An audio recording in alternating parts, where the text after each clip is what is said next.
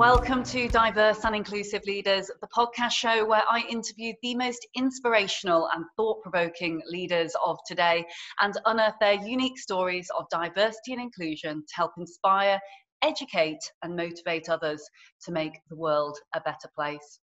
Today, I'm joined by a very special guest indeed. His name is David Grevemberg. Now, David is the Chief Executive at the Commonwealth Games Federation. He's had an very, very interesting career spanning many different cities, countries, internationally, starting off with actually wrestling. So very curious to find out about how he went from wrestler through to International Paralympic Committee member through to chief exec of the Glasgow 2014 Games through to now being chief exec of the Commonwealth Games. So how he came there, we'll find out more about during today's show. But without further ado, welcome, David, to the D&I Leaders podcast. Great to be here. Thank you so much.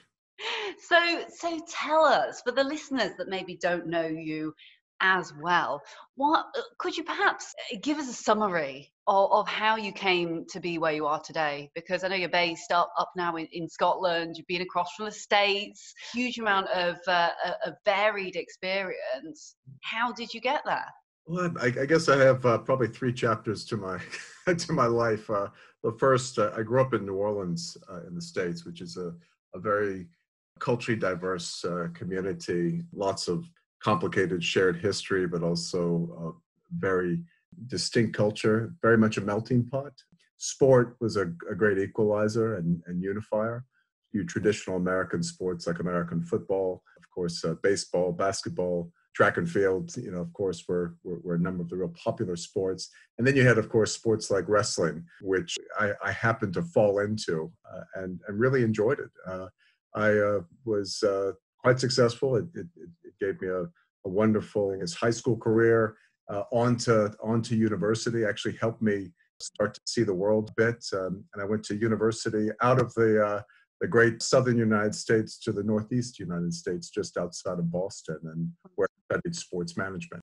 And then from there, after my wrestling career, I had the chance to really start to translate some of the things I learned, probably, I would say, on the street in New Orleans, into benefiting the richness and diversity of sport and how sport really acts as a tool for social justice and equality and ultimately empowerment of people and communities. And I worked with the Paralympic movement, moving it from a medical model to a sports model and actually unifying different disability groups. Worked on it, but I worked on it from a very much a high performance sports lens. And that wasn't necessarily easy, but we went from integration to kind of this concept of inclusion. And that was something that I found, fascinating to walk that journey through, where people saw this as, oh, well, we have to integrate this because it's the right thing to do, versus, wow, this is part of who we are in being an inclusive sport and being a diverse sport, and worked with a number of both national and international governing bodies to do that. In 1999, after doing that for a while on the state side through Atlanta, Nagano, and in the lead up to Sydney, I was actually hired as one of the first staff members of the professional headquarters at the International Paralympic Committee in Germany. And so I moved to Germany. And as the capital was moving from Bonn back to Berlin, we had the privilege of opening up the first world headquarters for the IPC there. And I was their sports director for almost 11 years. And had the privilege of working both in development programs, but also delivering major sport events like World Championships and obviously the Paralympic Games, the relationship with the International Olympic Committee and the broader mainstreaming of Paralympic sport was part of that journey. And I found the Commonwealth Games as part of one of many events we were working with. And the Commonwealth Games took a very particular approach, which was this inclusive agenda. And so, which led me to, after those 11 years, on to Glasgow 2014, where I was the chief executive. So I got to put all my theory into practice and realize the challenge of being a chief executive in an organizing committee. And then after the success of Glasgow, ended up taking over the reins for the Commonwealth Games Federation. So essentially, I'm an American who has become an avid supporter of the Commonwealth and is trying to push this from just being a designation by history or geography to really being a movement for social change. That's where I am today.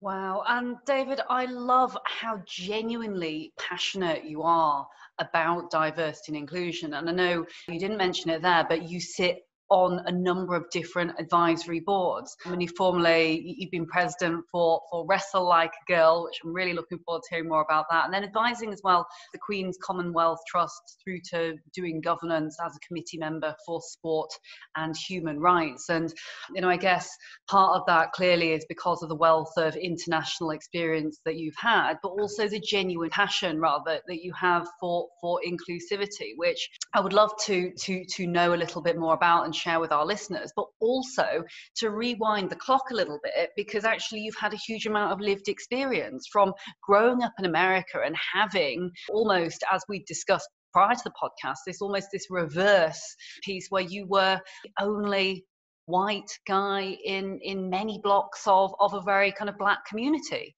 Yeah, I think New Orleans is 85%, or when I was growing up, 85% African American.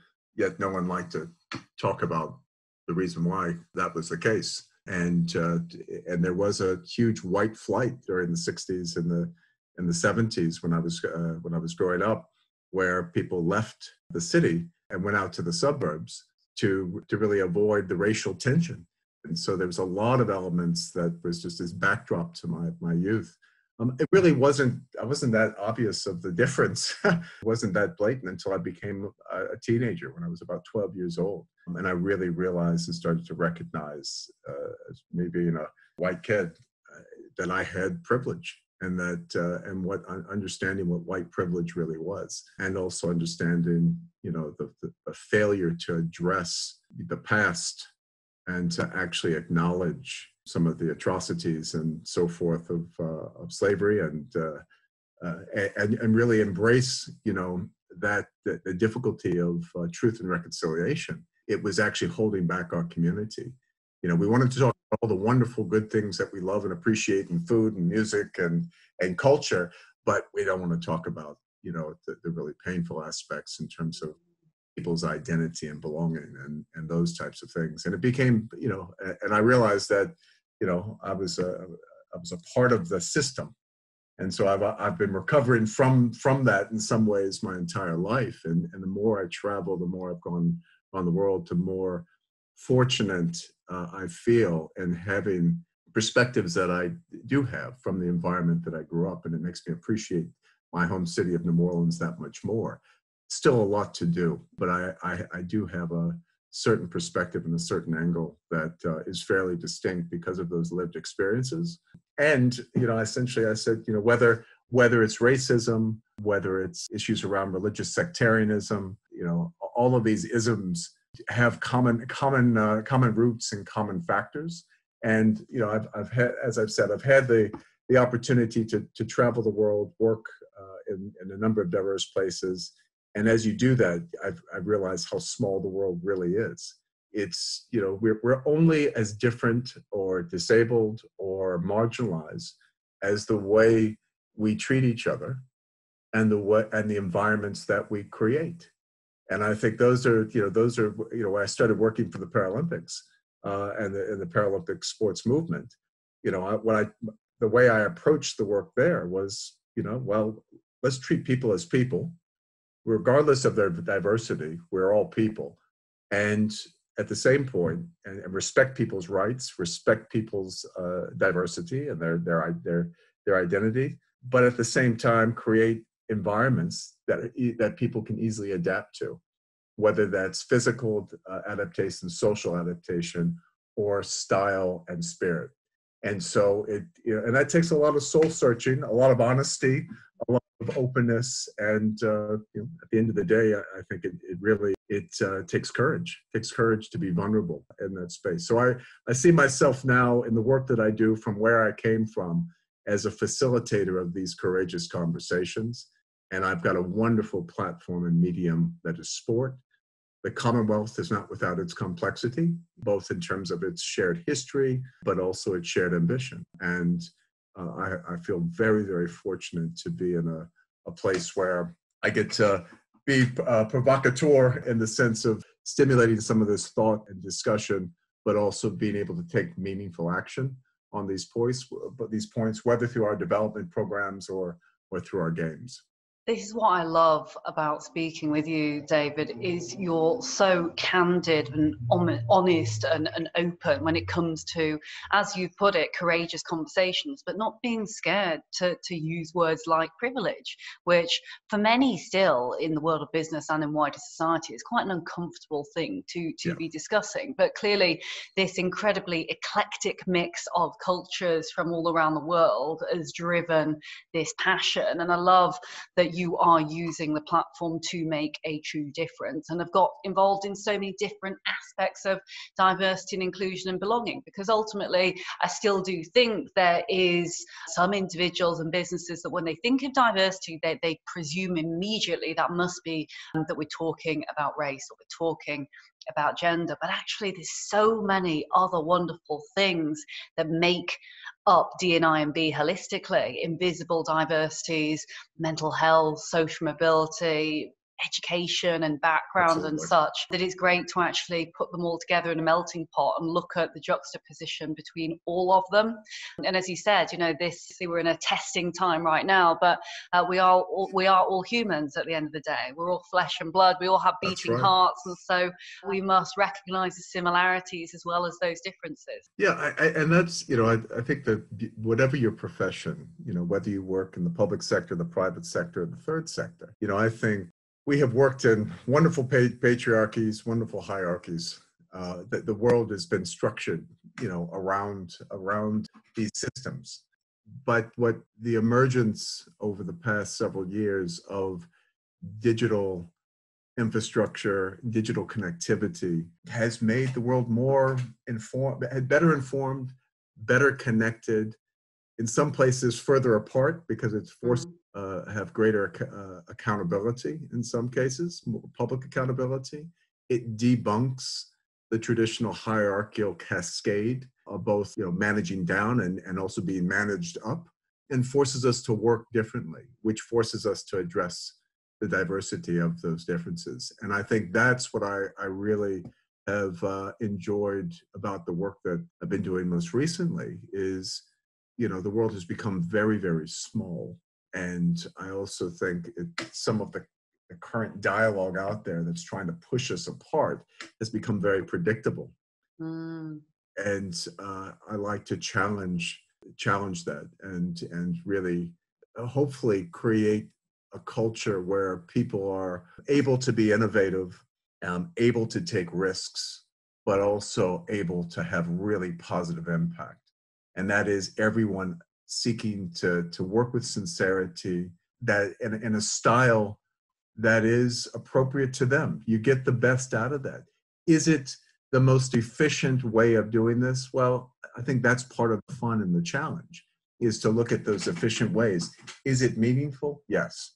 You can get the best out of people when you have meaning and you have purpose and you have positive impact. And when you do that in a collective way, in a communal way, it's really, really positive. And especially, and when you have it, with rich diversity, I think it acts as a multiplier. I mean, I've seen amazing difference in working with a board now of 48% female representation, opposed to a board with 6% female representation, and just how that changes the dynamic. I sat on a board of Wrestle Like a Girl, where I was the only non-female on the board, and that was a fantastic experience as well. And we were pushing the agenda of, I would say the enemy of feminism is not men,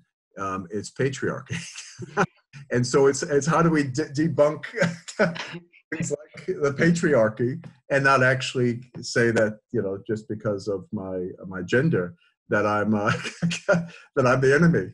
Based, we all have let's fight the system, not not the person. And, that was it to really push the agenda for equal access and opportunity. So I think, there's a number of things that, I think sport has afforded me the opportunity to look at the world in a very, I guess, inclusive manner, and gives me a lot of hope and perspective in the potential of humanity. And I think at a time like this, with COVID-19 creating an enormous amount of anxiety, I think it further challenges us to really see how we can make the most of who we are, and what we represent.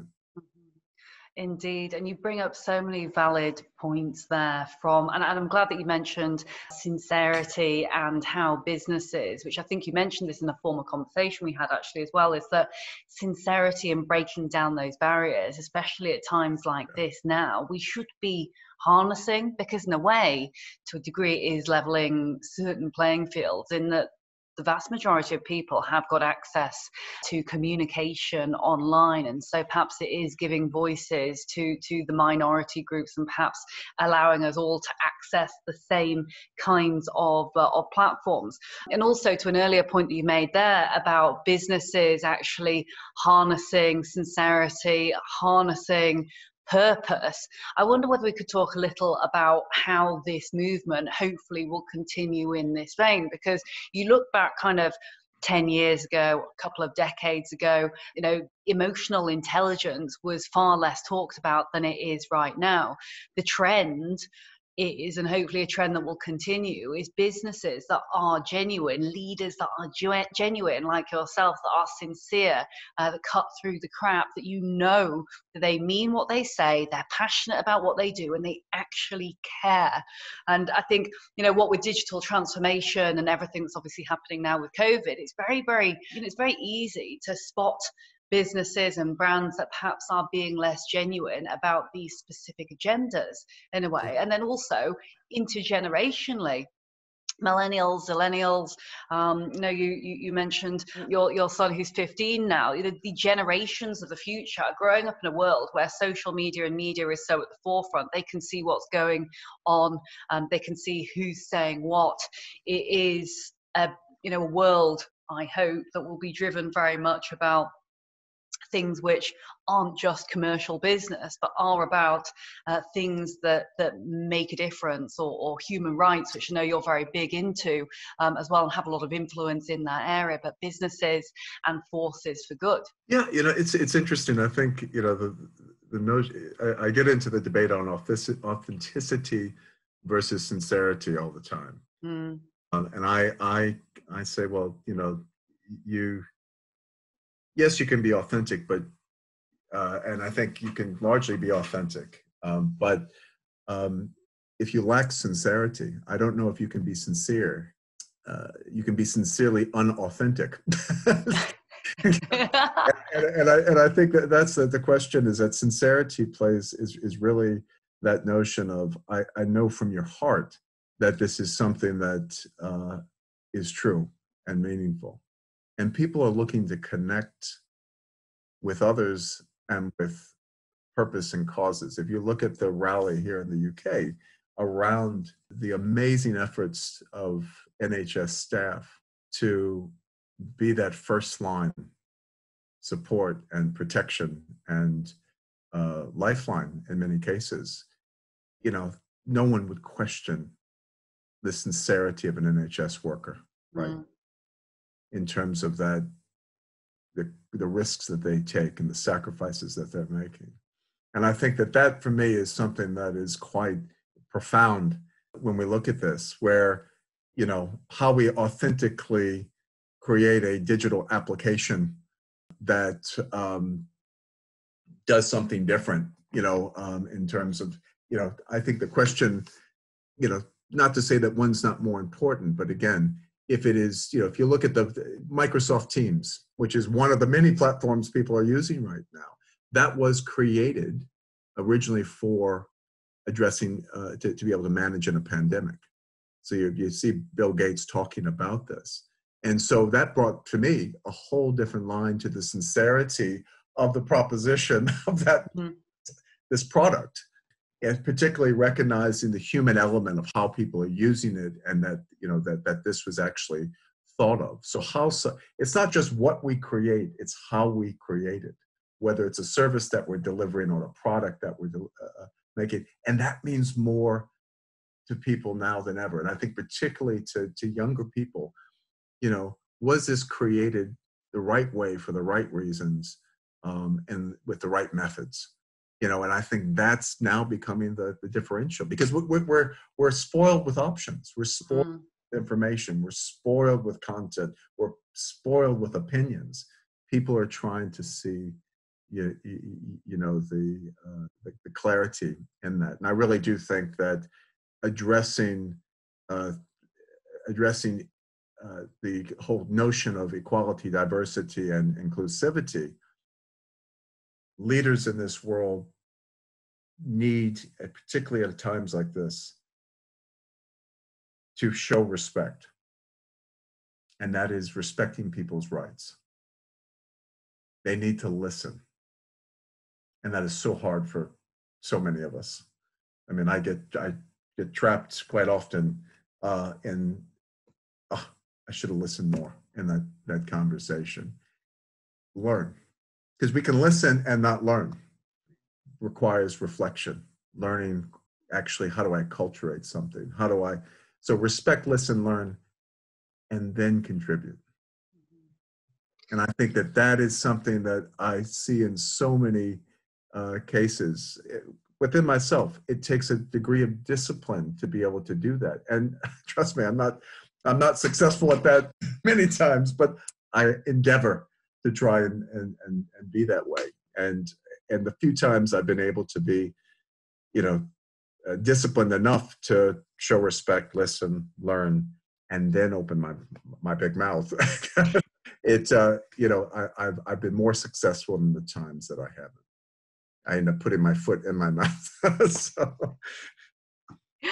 Well, I love the humility that you show, but I absolutely agree, respecting, listening, and learning, and doing our absolute best to be conscious of treating all as equally as we possibly can is absolutely key. But it's also important to recognize that we all do have biases. It's a natural human thing. And so, I know there's been a lot of talk about unconscious bias training. Does it work? Does it not work? Etc. But I think ultimately recognizing that we do naturally have those biases, and then just learning to, as you said, stop, listen, learn, consider before then perhaps reacting is the best and most inclusive way to go.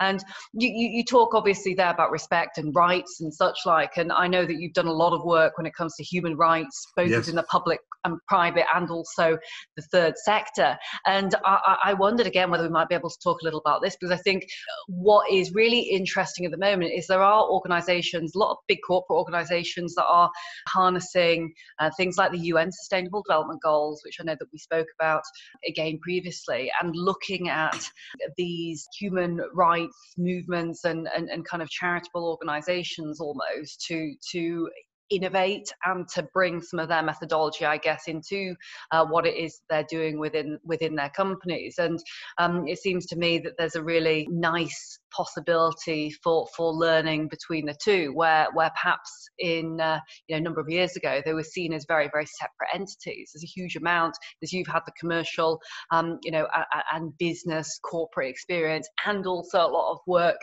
within the charitable and human rights kind of area, that you can kind of bring these two together, and the two maybe start to become more melded, which shortly is the best way to move forward as businesses and organizations for wider society. It's interesting because I like to look at I love models. So I think one of the things that if you look at this as a continuum, before you start to create any sustainable or prosperous proposition, you've got to establish a real sense of peace and clearly undertake your duty of care. And I think that's what's absolutely imperative. And really, human rights is part of us showing our respect and protection of people's well-being. And that is if you don't do that in the first instance, you've failed before you've even started. Many people like to get right to the prosperity. What's the return? What's the return? What's the return? Versus actually, do we have the right principles from the get-go to actually be able to deliver a return that's worth its while? That it's not, we're not delivering something at all cost or for the wrong cost. It's really important. So if we go, the things I've learned is that, particularly in my business, we're in the business of creating people's proudest moments. That's what sport does. It creates people's proudest moments, whether that's for the athletes themselves, their fans, their families, their communities.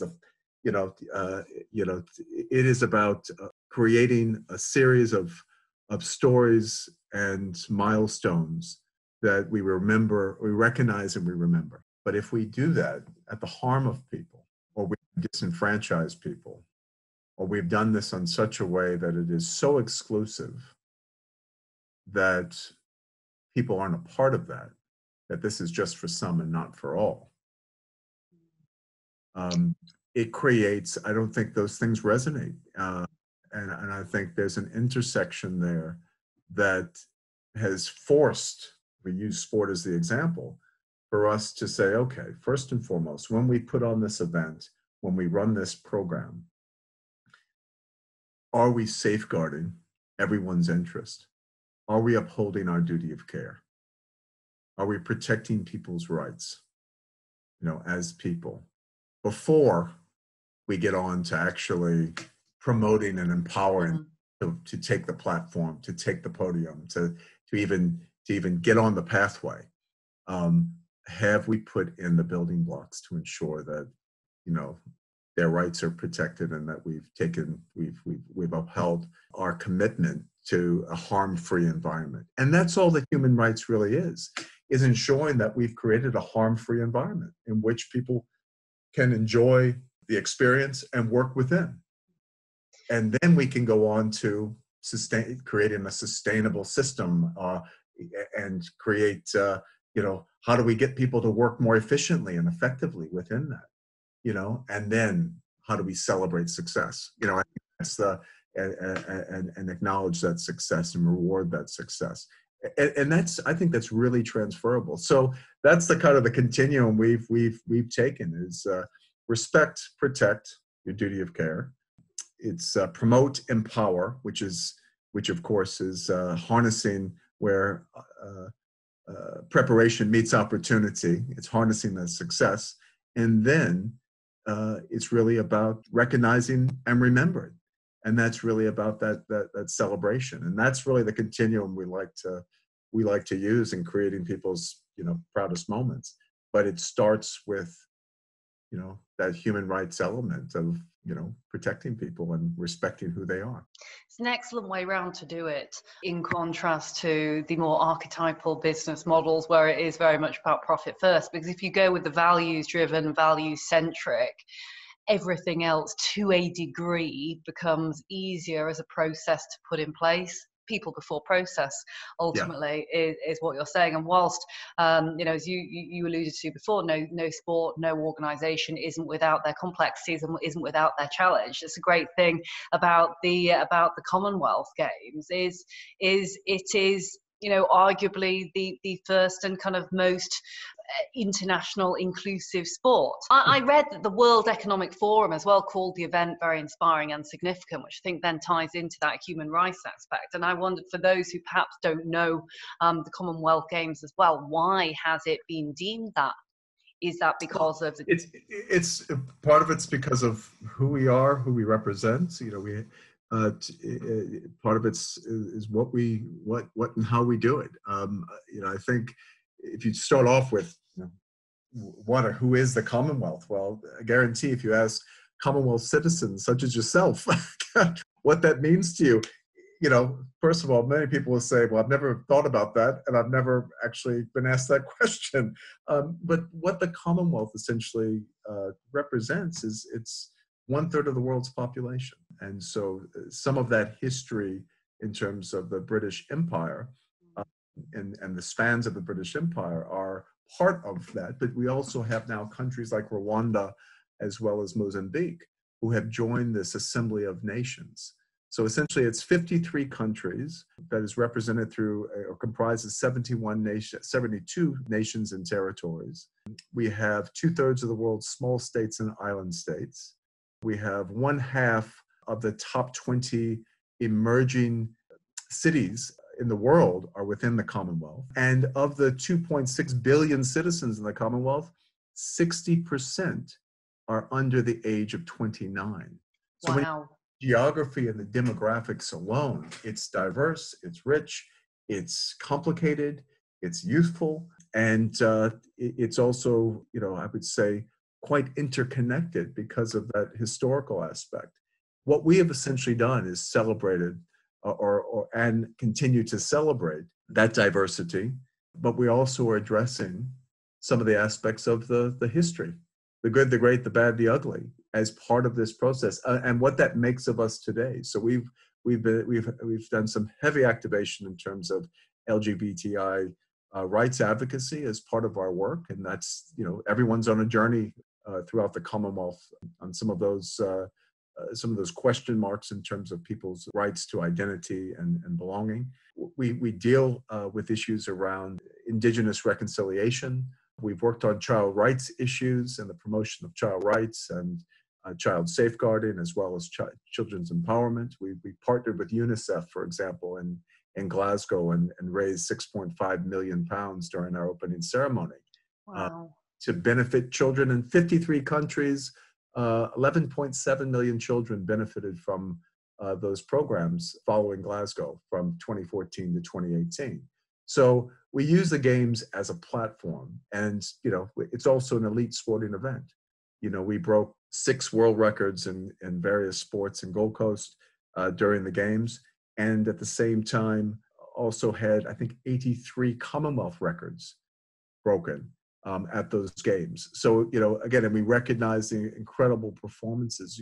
You look at a number of the Commonwealth athletes that come from the Commonwealth and how they perform both on the World Championships and Olympic Games stages. So we're a nurturing, incubating body for great sport, but sport with meaning, purpose, and that really promotes social change. So the Commonwealth is not just a historical designation. It's very much a movement for social change and, dare I say, platform for creating people's proudest moments. God, there's 83 records. I can't believe that. That's amazing. That's Yeah. even more countries, which, if I remember correctly, you said it was 73 countries that you had experiences. 83. Blooming hell, that is just astronomical. Well, it's amazing. I mean, and I had the privilege of being chief executive of Glasgow 2014, and we took a quite progressive approach. Had fantastic partners, both in Glasgow City Council, Scottish Government, UK Government, and further afield in our both our national and international sports partners. Gold Coast, did a tremendous job at raising the bar even further and continue that. And we really see this, the next games coming to Birmingham in 2022, will continue to raise the bar. And we're looking at a sports program that will have more women's medal events than men's for the first time. We have the addition of women's T20 cricket, which is taking the world by storm right now. We have inclusion of beach volleyball and a number of other sports, which will made its debut in Gold Coast and will continue on. We have just amazing success of netball and rugby sevens, and of course the athletics and swimming are always fantastic. So we continue to push our kind of standard sports property, but with real vigor, meaning, and and in a responsible way with a real conscience. Wonderful. Thank you ever so much for sharing. And before we head into the lightning round, before we run out of time for today, I wonder, for those that are listening in thinking, wow, this is fantastic, and I didn't realize that actually the games included so many different aspects across so many different countries. How can people get involved? Yeah. So look, first thing is connect with us. Connect with us online. Connect with us through any of the social media channels, from Instagram to Facebook to Twitter. And I think we're on a few others, but you have to take a look. Go to our website, but definitely connect with us, both with the Commonwealth Games Federation and through Commonwealth Sport. I would say take a look at the Transformation 2022 Strategic Plan, which is the Commonwealth Games Federation Strategic Plan, which talks a lot about what I've talked about today, but within specifically to the Commonwealth position. Birmingham 2022. If you're interested in volunteering, if you're interested in getting a job, if you're interested in business opportunities, go to the Birmingham 2022 website and engage with Birmingham 2022. You know, it's going to take all hands on deck to make Birmingham 2022 a raging success. And and obviously, you can once engage with us, you'll continue on this journey with us, and we'll go from Birmingham 2022 and beyond. So please do connect with us and also look for some of the great opportunities of how you can get involved. And if you have ideas, send them to us. info@thecgf.com. Send us your ideas. It's always most welcome. Thank you. Excellent. It's a great northern city as well. I can't wait for the Birmingham 2022. It'll be fantastic. I would love to be there. But before we run out of time for today, David, I'd love to get into our lightning round. And I'm going to give you about 30 seconds, which may be a challenge in itself. Absolutely a challenge for me. I'm pulling your leg. So I'm going to ask you a couple of questions. I'll give you about 30 seconds to answer them, and then we'll do a summary for today. But thank you ever so much. I would have loved to get into strategic plans, which maybe we save for another podcast. I know that you're a massive fan of strategic plans, especially when it comes to inclusion. I think actually there's so much that organisations can learn from, often quite simple frameworks when it comes to inclusion. So let's definitely chat about that one later. But lightning round, are you ready? I'm ready. So first of all, who's been the biggest inspiration to you, David, to date? Oh, goodness. I have to start with my mother and, dare I say, figures like Martin Luther King and Nelson Mandela, people who fight for freedom and fairness and who've been willing to risk it all. Great answer. And have you had a favourite country that you've lived in? Because obviously, 73, it's a lot from New Orleans to Glasgow. I love Scotland. Really enjoyed living in Scotland and working in London. One of my favorite countries that I've visited and had the privilege of working in has been Brazil, and particularly Rio de Janeiro. I think the wealth of perspectives, influences, mixed mash of cultures of indigenous people, the African diaspora, as well as the European diaspora, and how that has created this complex mix. It really just, it absolutely blows me away. And I also do Brazilian Jiu-Jitsu. So that's been something I've been doing for 10 years. And that's probably also why I have this real connection with Brazil. So you oughtn't to mess with you then, David. It keeps me calm. And obviously we've been talking a huge amount about diversity and inclusion. But what does diversity, inclusion and belonging mean to you personally? I think it's really the essence of how we identify with ourselves and others, and really is the basis for our sense of belonging and purpose. And I think without having a conscious understanding of what we mean by equality, what we mean by diversity, and what we mean by inclusivity, we are working unconsciously. And I think it is important. It is actually how we narrate, articulate our values and how they fit together, which ultimately defines who we are and where we belong. Lovely. And I know that you're a fan of quotes. I spotted one on your LinkedIn profile earlier, actually. But have you any particular favorite quotes, or indeed books, or anything that you are listening to, or have, I don't know, had as a mantra whilst you've been going throughout your career? Never mistaken kindness for weakness. That is one that I can't remember if I heard it or not, but where I've heard that from. And then one that my grandfather gave me years ago, which is respect everyone and fear no one. Those two are, I think, really important, particularly in this time and age, is that respect everyone, but fear no one, because you should have confidence in your beliefs and your sense of self to stand up for what you believe. And then, of course, I think often we've mistaken kindness for weakness. And I think always seeking to be kind in the first instance is so critical today, keeping ourselves in check. And don't be critical of others who genuinely may be just being kind.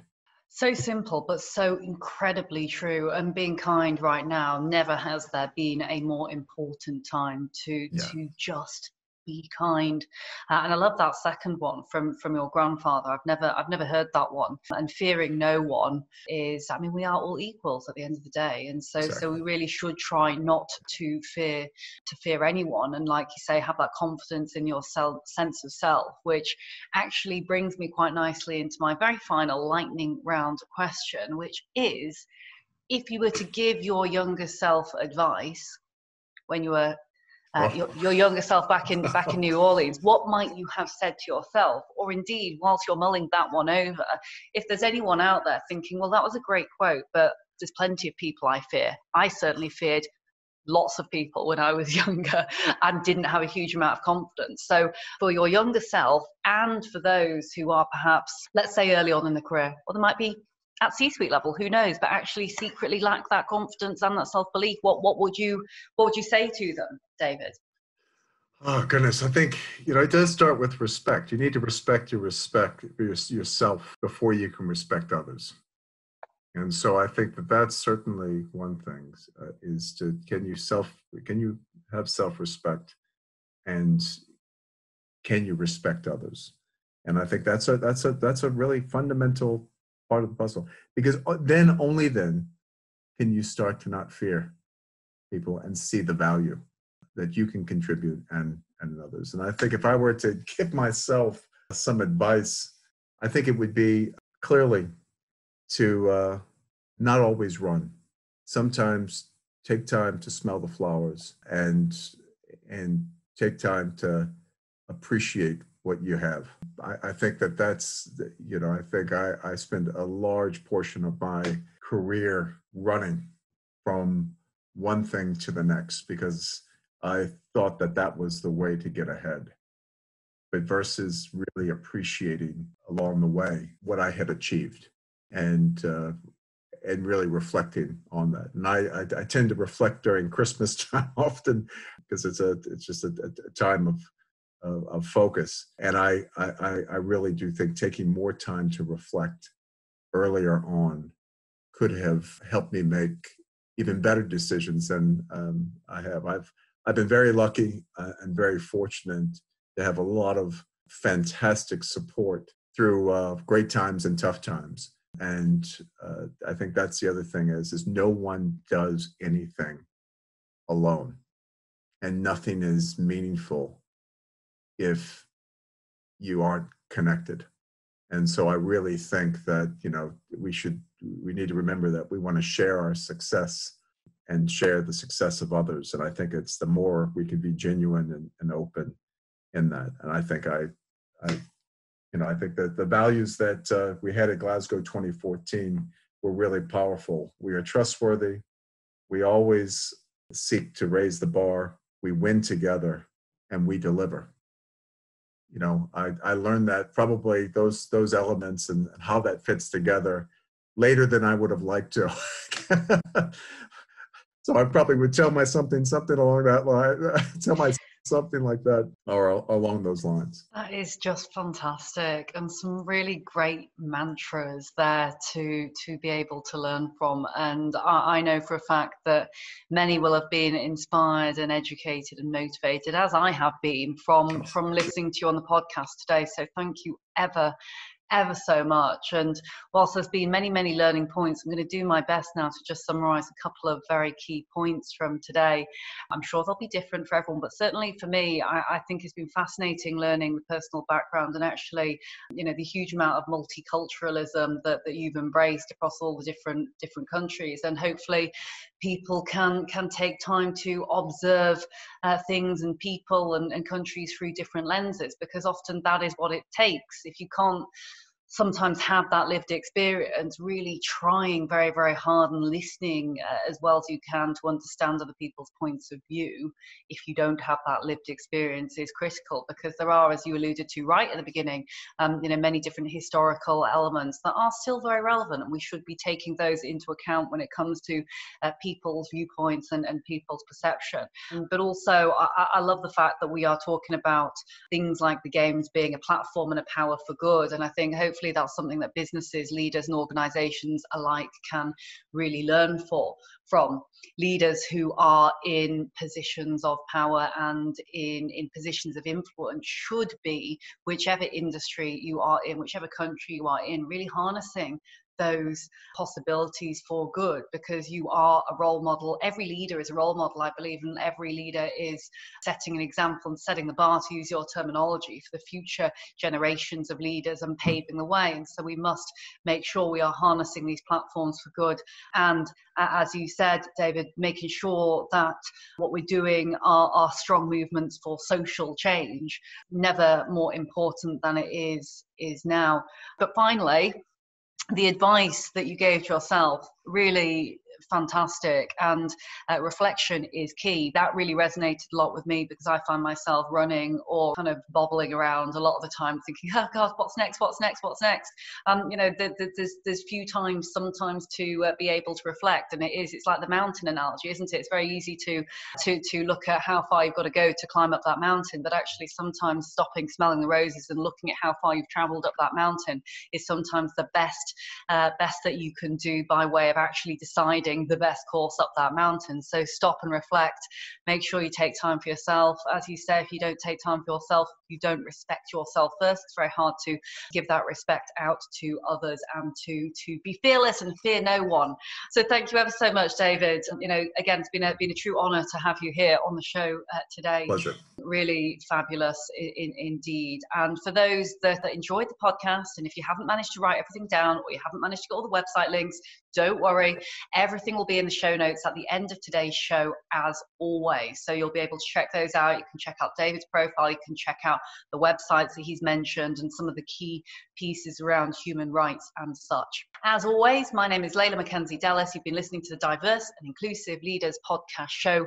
We're with you every week, but we're now here 2 times a week, so twice weekly, to support in times of difficulty. If you are having a difficult time, or if you have been affected by anything at all that was mentioned in today's show, please don't be a stranger. Please do reach out. We are giving away completely free all access membership online, and we have a COVID-19 support hub as well. So you can log on to that for free and hear from many inspiring leaders about what they're going through at the moment with their teams. Visit www.dalglobal.org, and we will see you again very soon. Thank you so much for watching the Diverse and Inclusive Leaders podcast.